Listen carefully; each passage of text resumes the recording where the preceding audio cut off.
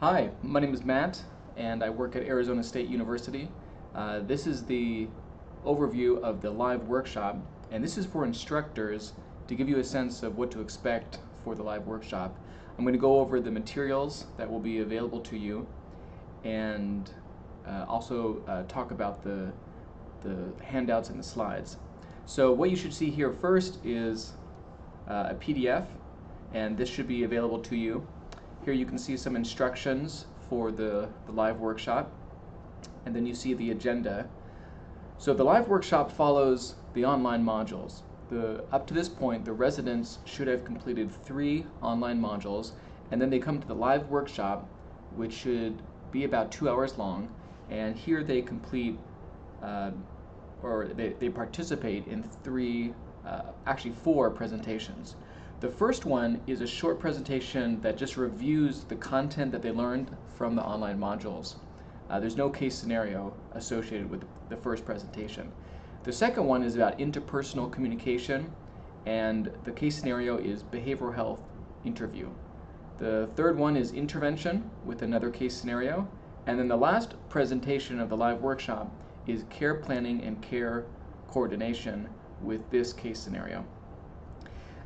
For each of the presentations, except for the first one, there are slides that you can review, and then you invite the residents to practice the skill that they just learned.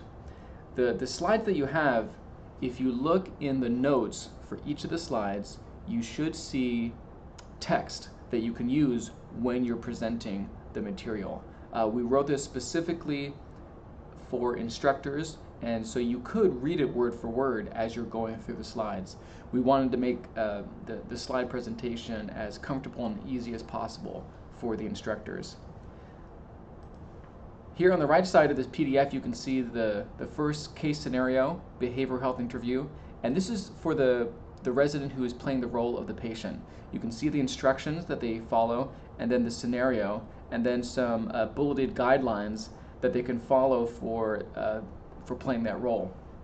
I'm going to go to the next PDF, and now you should see the scenario or the instructions for the resident who is playing the role of the physician.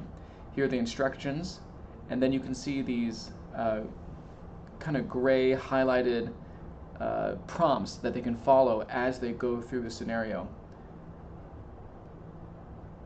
That is the first scenario, the behavioral health interview. The second one is warm handoff. And again, you can see instructions for the resident who plays the role of the patient, and then instructions for the resident who plays the role of the physician. The final scenario is the follow-up. Again, the patient, again, the physician. What's different with the follow-up scenario is there is a behavioral health assessment note, and what the residents are required to do is read the note, make sure that they understand it, and then use that information in the scenario. So that's very important that they read this before they start that scenario. Now, each of the scenarios, again, are meant for the residents to practice the skills that they just learned. They should break out into groups of 3. A physician, a patient, and an observer. The observer uses the following checklist right here. Here's the first checklist for the behavioral health interview, and all that they simply need to do is just check off each behavior that they see during the scenario. Down here there is a global rating scale, and here they can just simply circle whatever number they feel best represents the performance of that resident. So if it's a 0, that means it was not effective at all. If it's a 10, that means it was perfect. And then they can also write in some comments. There is a checklist for the first scenario, behavioral health interview, for the second one, warm handoff, and for the last one, behavioral health note and follow-up. Now, I should mention that it's important that you print off these handouts for the residents before you begin the presentation, the live workshop.